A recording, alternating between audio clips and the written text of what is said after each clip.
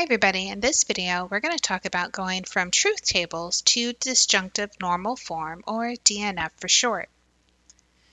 Disjunctive normal form is used to rewrite Boolean expressions into a standardized format that computers and digital systems can process efficiently.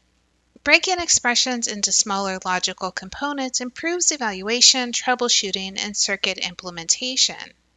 Disjunctive normal form is a disjunction of conjunctions, which is another way of saying we have a statement with ORs whose components all have ANDs.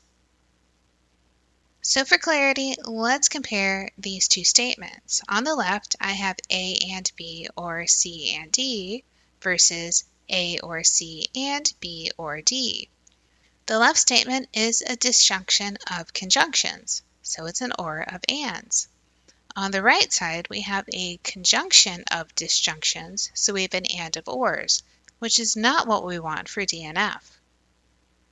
Sometimes we do have expressions like P and Q or R that is not in DNF.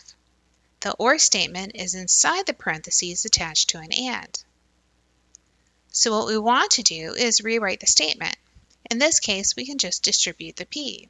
Now I have P and Q or P and R, which is now in DNF. So general steps you should think about when you're trying to convert a statement to DNF is that you want to remove implications or biconditionals. You want to push negations inward using logical equivalences like De Morgan's law. You can use the distributive property to create groups of AND statements connected by ORs and then simplify the final expression when possible. So for this example, I have not P and Q and R. The first thing I can do is push through the negative. That becomes not P or not Q. Then I can distribute the R. That gives me not P and R or not Q and R. Now we have an OR statement of ANDs. Another way that DNF is helpful is when we look at truth tables. When we are given a Boolean function as a truth table, our goal is to construct a Boolean expression that represents it.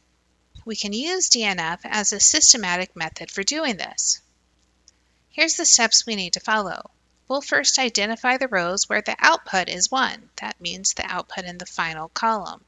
Then we'll write a conjunction for each of those rows, and then we'll combine all of those rows using ORs. Let's take a look at this example where we have a function of A and B, where the output is 0, 1, 1, 0. We need to identify all the outputs that are 1s, which is in the second row and in the third row. Now that we have the rows where the output is 1, we can work on writing our expression. If the variable has a value of 1, we will write the variable. If the variable has a value of 0, we're going to write the negation of the variable. Then we'll connect the literals in the row with an AND. Once we have all of our rows done, we'll combine them with ORs. In our case, row 2, we have a 1 for A and a 0 for B. That means we have A and not B. Row 3, we have a 0 for A and a 1 for B, which says we have not A and B. We'll combine these two ANDs with an OR, so now we have A and not B, or not A and B. Let's make that a bit bigger. This time we have P, Q, and R, and our function is f of P, Q, R. We first want to find all of the 1s in our final column.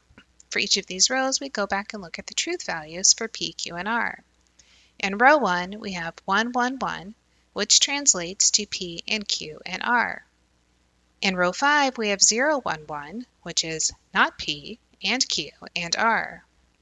Then in row 7, we have 0, 0, 1, which is not P and not Q and R. Finally, we put these three together with ORs. So we have P and Q and R, or not P and Q and R, or not P and not Q and R. As a wrap-up, it's important to say that disjunctive normal form is more than just a mathematical rewriting tool. It creates a direct bridge between Boolean logic and digital circuits. Because DNF expressions use AND, OR, and NOT operations in a structured way, they can be translated directly into logic gates. This makes DNF a powerful tool in computer engineering where designing and optimizing hardware depends on clear and consistent logical structure.